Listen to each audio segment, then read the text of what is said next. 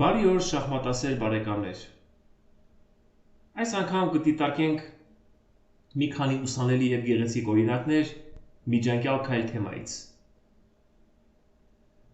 և կծանոթանանք միջանկյալ քայլ հնարքի հետ։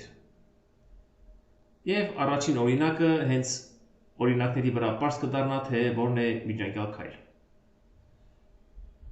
Սպիտակները խաղում են նավակ D4 և հետևում է թագուհիցե 5, նավակը հայտնվում է կապի տակ, նավակ D1, անհրաժեշտ է խաղալ նավակ D1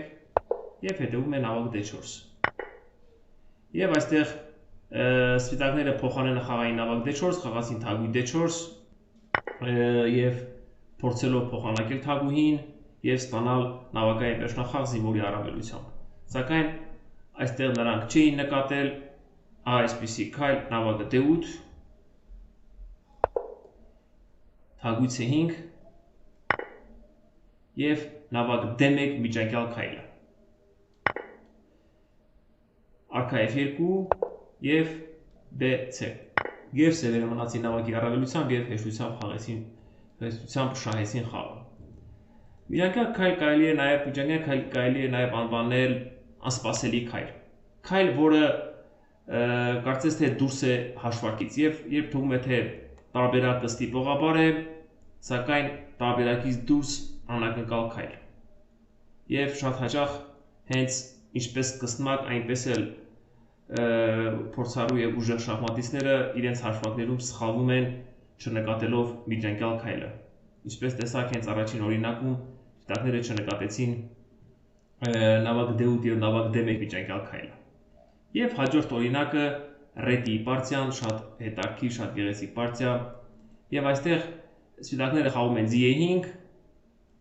F և P5։ Եվ ըստ ռետի հաշվարկի անհրաժեշտ է թագուհին քայլել, հարվածի տակ է թագուհին, անհրաժեշտ թագուհով քայլ կատարել, թագուհի B7 և հետևեց թագուհի, այդպես էլ պարտիան շարունակվեց, թագուհի B7 շատ վատ քայլ, կոպիտ սխալ, հետևեց թագուհի G6, փիղ G6, HG, արքա H8 և նավակ հաշվեց մատ։ Սակայն այստեղ այս մատը չէր լինի, եթե ռետի հակառակորդը ահա այստեղ նկատեր փիղ G5 միջանկյալ քայլը։ Փիղ G5 և եթե հանկարծ արքա B1, ապա կհետևեր օրինակ թագուհի B7 և թագուհի G6, սպիտակները չէին ունենա թագուհի G6 քայլը։ Ուրիշ խոսք, երբ փիղ G5-ին կարող են խաղալ թագուհի G5, HG, այնուհետև փիղ C7։ Իհարկե սպիտակները կրկին կմնային առավելությամբ, սակայն սևերը մատ չէին ստանա այդքան հեշտ։ Եվ հաջորդ օրինակը սևերով խաղում է գրոսմաստեր Ադորյանը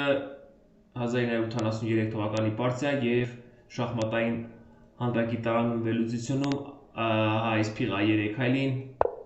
A3 քայլը նշվում է որպես շատ ուժեղ քայլ և երկու ուժեղ քայլի նշան է դրված, սակայն ամենևին այդպես չէ, փիղ A3-ը հենց կոպիտ սխալ է և ըստ գրոսմաստեր Ադորյանի հաշվարկի այստեղ պետք է խաղալ փիղ E3 և ձի C3, հարվածի տակ է թագուհին, թագուհի C1 միակ քայլ, օրինակ, և կհետևի G2 և սևերը կշահեն թագուհին։ Ահա թվում է, թե տարբերակը ստիպողաբար է և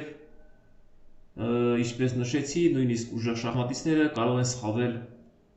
իրենց հաշվարկում չնկատելով միջանկյալ քայլը։ Սակայն այստեղ կարող է հետևել G4 շատ ուժեղ քայլ, միջանկյալ քայլ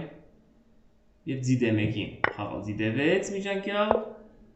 արքա պետք է խաղա F8 կամ E7, G7 շահ, ցանկացած քայլ արքայի, կհետևի G8 և սպիտակները կմնան ֆիգուրի առավելությամբ։ Նավակ D8-ին կհետևի նավակ D1 կմնան երկու ֆիգուրի առավելությամբ, G3 անհրաժեշտ է խաղալ և օրինակ փիղ C4 կամ փիղ D3, նավակ D8 և սպիտակները կմնան ֆիգուրի առավելությամբ և կշահեն խաղը։ Եվ վերջին օրինակը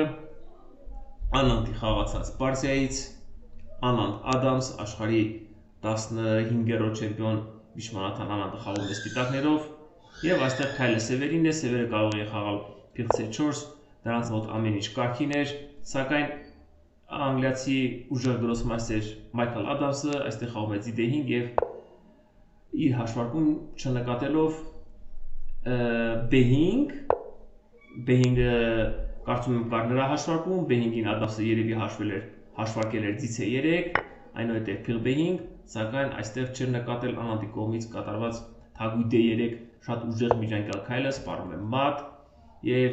եւ Սևերը կպաշտպանվի մատից, կհետևի փիղ C3